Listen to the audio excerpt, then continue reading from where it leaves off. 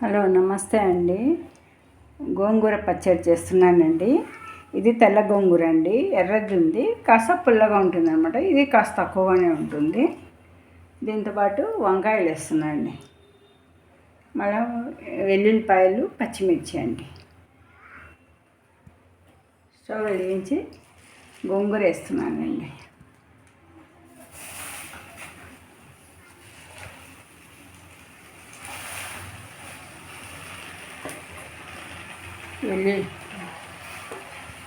వెల్లుల్లిపాయలు, పచ్చిమిర్చి అండి.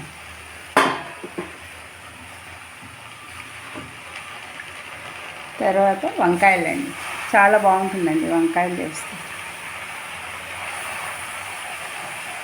టేస్ట్ని బట్టి సాల్ట్ అండి.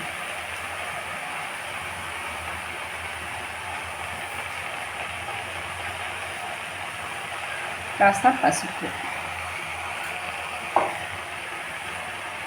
ఆయిల్ అండి, ఒక 2-3 స్పూన్ల ఆయిల్ అన్నమాట.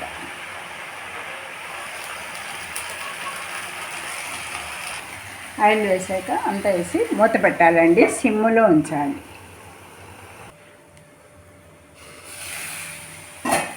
చూసారా ఇలా మగ్గుతుందన్నమాట.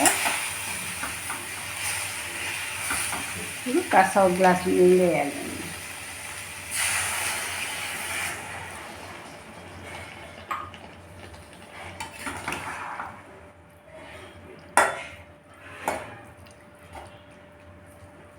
వేసి మళ్ళీ మూత పెట్టాలి.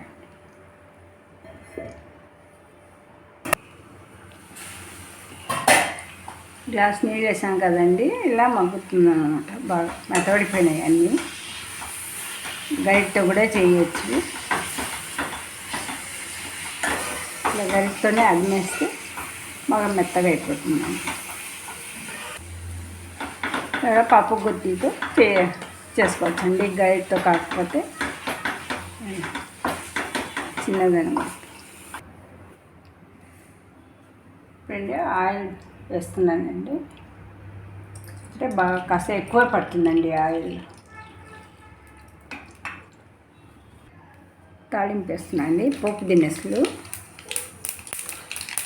ఆవాలు, జీలకర్ర, మినప్పప్పు, శనగపప్పు అండి.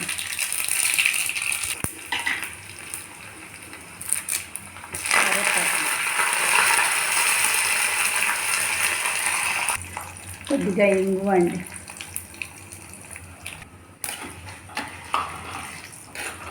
బాగా ఎర్రగా వేగాలండి. స్టవ్ బంద్ చేసి ఇప్పుడు ఇందులో వేస్తున్నాను.